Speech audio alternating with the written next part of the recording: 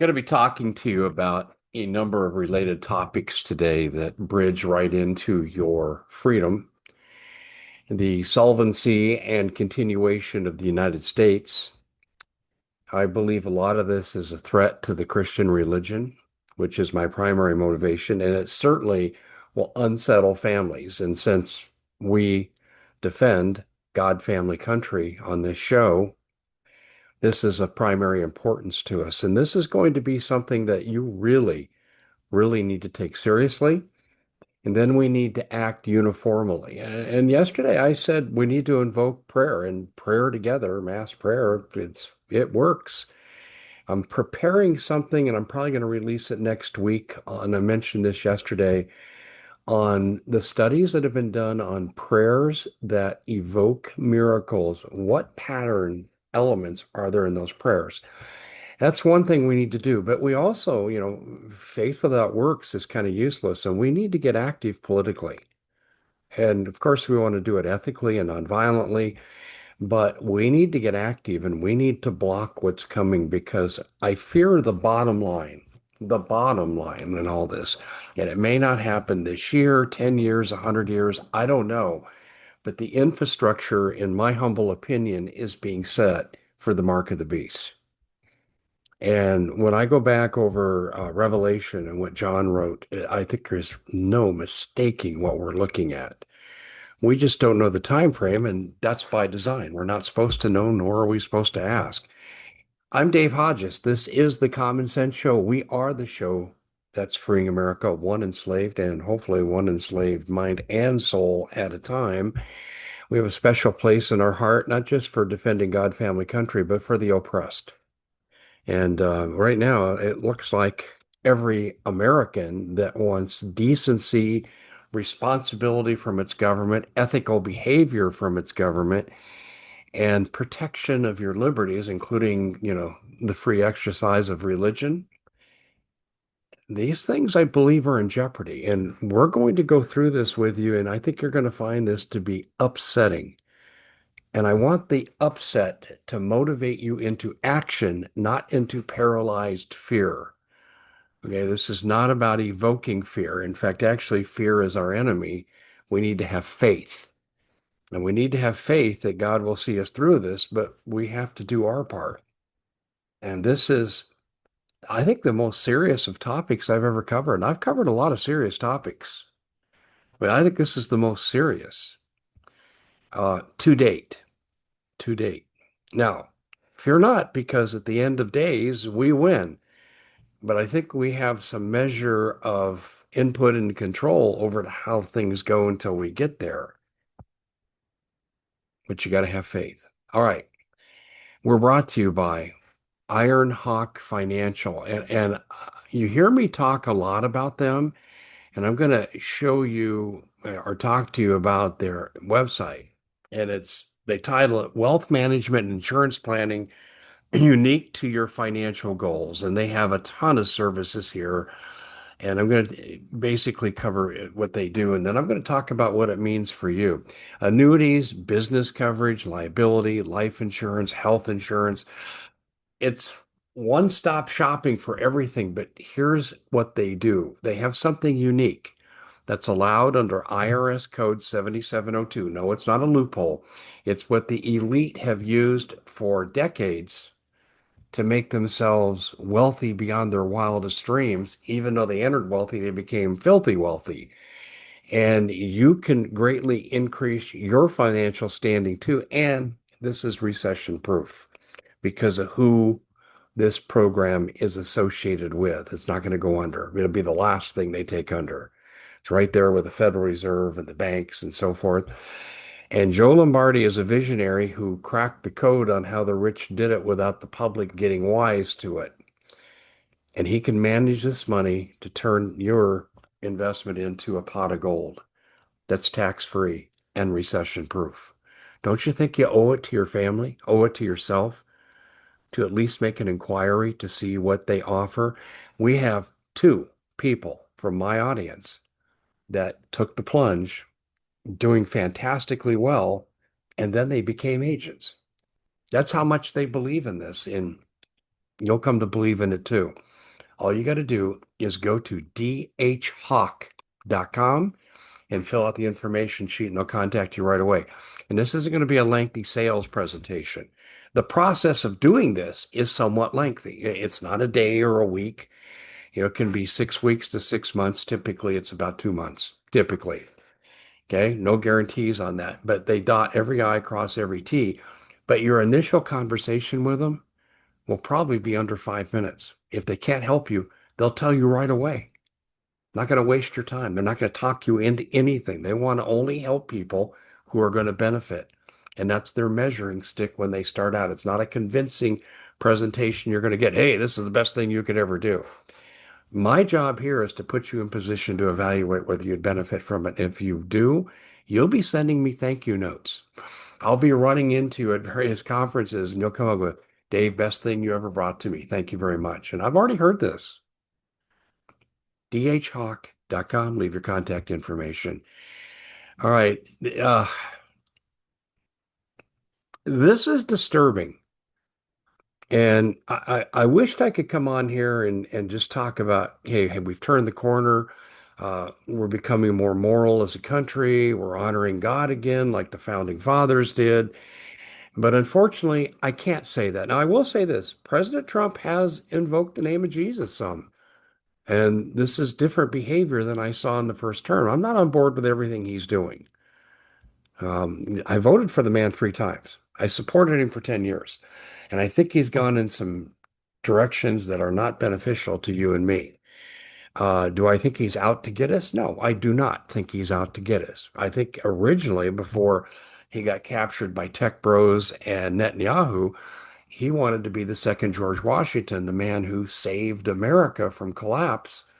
And I think this was the destiny he wanted to write. And I believe that flame still burns inside of him, but it looks like a good part of our government has been captured. And I'll just use this as proof before I launch into the disturbing item. Why would any nation who's the most powerful military in the world, I think arguably you got to consider China, but most people can basically concede we are the number one military in the world.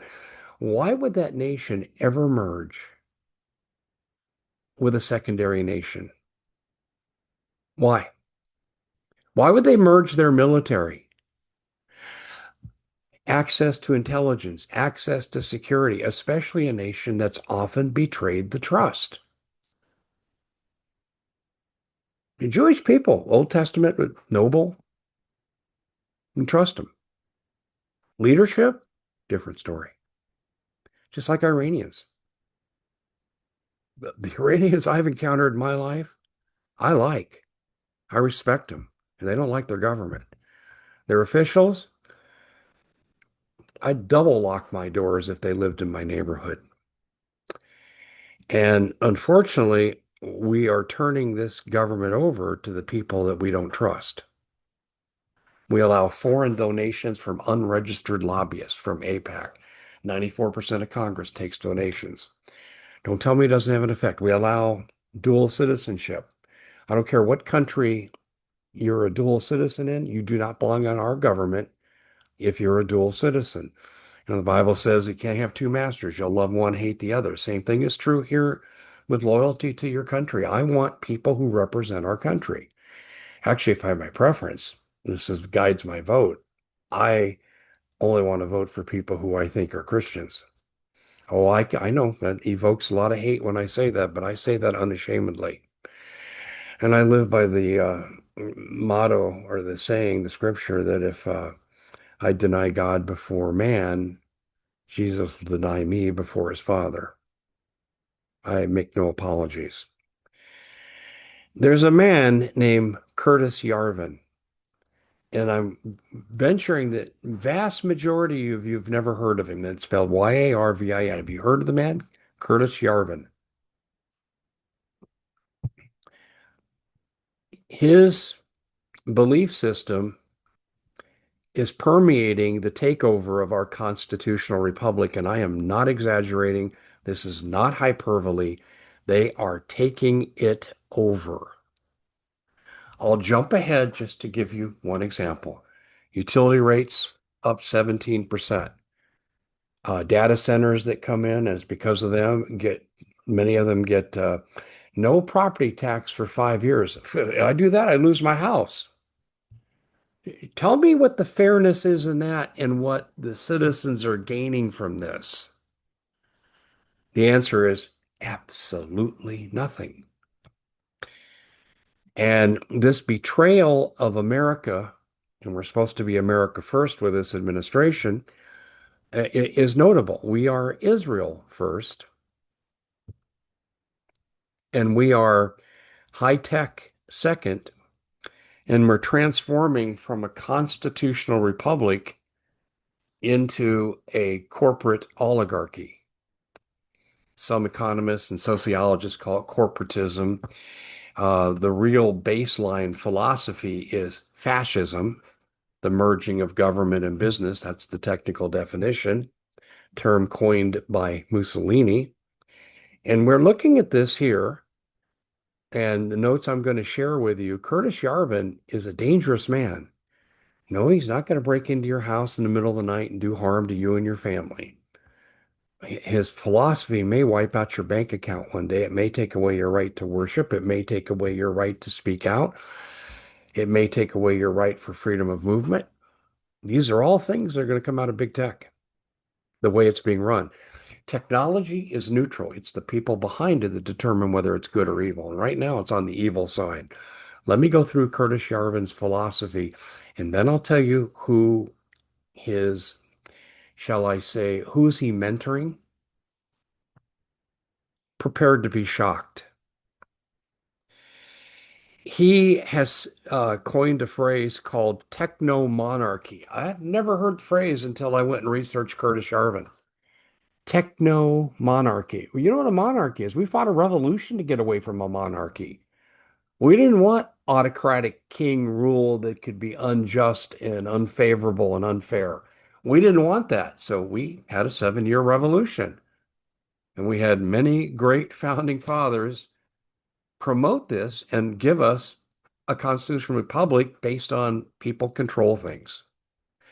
Well, he wants techno monarchy. So he wants a dictatorship, and he wants it to come from the techno crowd, a business dictatorship. So when I tell you our constitutional republic is in the process of being replaced by the technocrats, the bro techs, the tech bros, whatever you want to call them out of Silicon Valley, the Peter Thiels, the Sam Altmans. This is not exaggeration. This is in writing, and this is a guiding philosophy of these people, as you'll see. He has also said that democracy is a mistake. Slavery, in Yarvin's words, is better and preferable to democracy. Now, we don't have a democracy. Let me explain the difference real quickly here because we use democracy to mean people rule. But we don't have a pure democracy, and a democracy can be dangerous too, because a democracy is like two wolves and a sheep deciding who's for dinner. We have a republic form of democracy. In other words, we do vote on policies, and we can go 51-49, and it can be close and somebody loses, but there are rights that are guaranteed by our Constitution that government voting can't outdo. So the two wolves and a sheep, well, the wolves aren't allowed to attack the sheep with the constitutional republic. But if you replace that constitutional republic with a technocratic manifesto, which is what we're doing, then you have no rights. Your rights are what they say they are at the time they say it. Continuing, he is a white supremacist. This is shocking to me. I guess as a white man, I should abandon all my friends who aren't white. Seriously. And what do you do with mixed race people with this kind of ideology? I mean, this is where the mentality of this is just absolutely ludicrous. Okay, so, okay, what am I? Okay, raised a Lutheran. I'm non-denominational today in my faith, but my grandmother's maiden name was Freiberg. What does this make me? How do I fit into this paradigm? Okay, I've got a good friend. He's Puerto Rican, Black, and Hispanic. Hmm. How do we categorize him? Well, according to Yarvin, he's subhuman. He's unintelligent. He shouldn't have any rights. Yet this man was a highly successful civil rights activist. He's worked in high positions in state government, city government, in two separate states. He was a successful college basketball coach associated with a pro organization. He was a very successful person, and yet we want to label him low IQ by this white supremacist. I have a real problem with that, but it gets worse. Here's a quote that the tech bros like to say, including Alex Karp, who's the CEO of Palantir, Peter Thiel's company. They quote this a lot. I no longer believe that freedom and democracy are compatible. Hmm. Is that a problem for you? Trump had this man at his 2024 inaugural as a guest. And I'm thinking, Mr. President, what could you possibly be thinking? This man's reprehensible just based on the fact that he's a white supremacist, an admitted white supremacist, where he says non-whites have lower IQs and shouldn't be making decisions. I don't know, does anyone else think of Jim Crow when you hear this? Setting the civil rights movement back 160 years? Here's the thing. Peter Thiel, the king of spy surveillance, the flock cameras that everyone's all up in arms about, the data centers taking our water in drought-ridden areas, driving electrical bills up to beyond budget busting capabilities. All these things going on, and this is Peter Thiel behind a lot of this, okay? But Curtis Yarvin's the philosophy he operates under and has said so. And it gets worse because there's a chain of command here. That's Peter Thiel to J.D. Vance, our vice president. Peter Thiel put $15 million into J.D. Vance's Senate primary. I've never heard of 15 million going into a Senate primary at that time. In other words, they wanted their tech bro. And every notable position that that J.D. Vance has held, he got because of Peter Thiel. And they're guided by the Curtis Yarvin philosophy. Now, I don't hear racial epithets demeaning a certain group coming out of J.D. Vance's mouth. Now, he's either too smart or rejects that part of it. I don't know which is true. But the fact is that Vance and Steve Bannon, another close ally of the president, okay, quote Curtis Yarvin a lot, as does Peter Thiel, Karp, the CEO of Palantir. These people scare me, and it gets worse. This is the underlying philosophy of what's coming into America. This is the underlying philosophical underpinnings of this tech bro takeover of America. Ask anyone who lives in the vicinity of a data center, do you want this? Do you want to pay 17% more on your electric bill next year?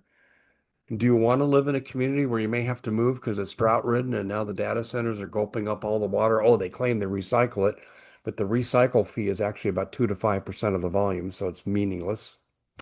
Do you really want to have this? Well, no, people don't. Do you want to be surveilled from the time you leave your house in the morning by license plate readers? And now they've got a second system now that can measure Bluetooth. They know who's in the car with you. It's nuts. And then they sell this to businesses. They market this to governments, and your tax dollars are paying for you to be spied on and violate your Fourth Amendment. Am I being unreasonable here? No, I'm being constitutional.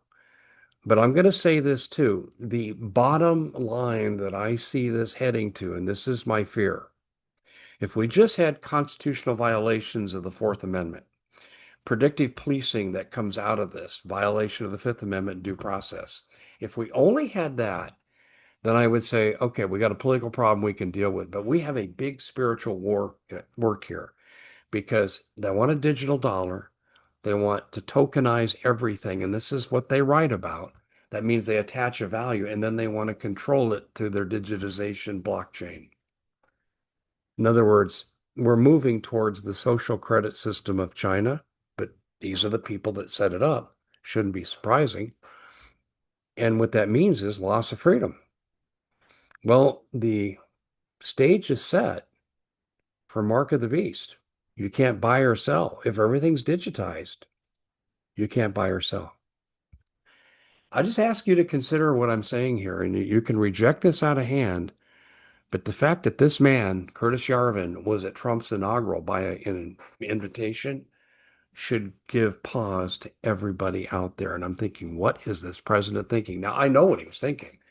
The money from Silicon Valley pushed Trump over the top in the election. How much does he buy into this? Well, we're in a war that benefits Israel and also the Gaza massacre that took place. They're setting up smart cities all over the place. That's the plan. Jared Kushner's given speeches to that, the president's son-in-law. World Liberty Financial is behind a lot of the funding, and the Trump boys, Don Jr. and Eric, as I pointed out, one was worth 30 million, now he's worth 400 million, and one was worth 40 million and he's worth 300 million. I'm talking Don Jr. and Eric. There's no law that's being broken. That's not, I'm not alleging anything illegal done by the president's family, but they're benefiting from this as a family. And we're talking about a technological, technocratic society being set up in Gaza with your taxpayer funds, uh, stained by the blood of the Palestinians. And I'm not a Palestinian supporter at all, politically, okay, spiritually, theologically, don't support them at all. But do you think we should have said it's okay, Netanyahu, you can bomb elementary schools during the day, shoot food aid workers? These are the things that happen. These are documented events. Some of it's made its way into the mainstream media, most of it is not. Curtis Yarvin should set off red alert alarms for every freedom-loving American. And if you're a Christian, you've got to look beyond the Constitution to what is the threat to our faith going forward. And are we obligated to stand up? I'd say go read Ephesians 5:11. Then you can answer me. Tell me what you think. If you think I'm being unduly paranoid, well, it's okay to say so. When I used to hear that, hey, Mark of the Beast is coming and it's in this thing here, I used to really, come on. Okay, what's really important today? I'm no longer saying that. This is a threat, and we're going to continue because when I start bringing in what's going on, how it's organized, and how Yarvin's philosophy is manifested into physical action by the tech bros and the Trump administration, then it becomes undeniable. And then we have to decide what we want to do. And I'll go back in time. It was about 8 months ago, I said, I don't like the way this government's headed at the congressional level. There's a few good ones I respect, and I think they have the best of intentions. Thomas Massie, I totally disagree politically with Ro Khanna, but he does love America. I'm going to give him credit. He loves it in a different way than I do. But a lot of these people don't care about America. They care about feathering their own nest, and whatever happens, happens. And they sell out to the highest bidder, whether it's Israel or the tech pros. Here's the problem. Your life as you know it could change dramatically. And when I go through the next segment in this show, I think you're going to say, oh my goodness, Dave's not panicking. And I encourage you, go check out everything I tell you. Just research Curtis Yarvin. This is not hard to find. Find out who his associates are. And then I think you'll be jumping on my bandwagon. But 8 months ago, what did I say to do with the politicians in Congress that have gone away from the American people? Remember, I said we need a website, toss them all, as in tossthemall.com, use the political process. Replace these people with average Janes and Johns. What we need to have in there are plumbers and custodians and accountants and business managers. We need to have people who face a budget every single month while they take care of their families, and then people of faith. That's who should be running our government, not the grifters that are there that allow themselves insider trading in the stock market, make it legal for them, rules for me, but not for thee. You do what they're doing, like Nancy Pelosi's made three-quarters of $1 billion with insider knowledge in defense stocks. If you do that, you're going to prison for 20 years. Isn't that a reason to have tossed them all? Then put term limits on these people because the longer they're in power, the more they get compensated. Compensation comes through campaign funds, but campaigning becomes lifestyle. So it's not just purely about the campaign. It never is. I'm Dave Hodges. Stay tuned because we're just scratching the surface here. How bad will it really get? Well, you need to come back and find out.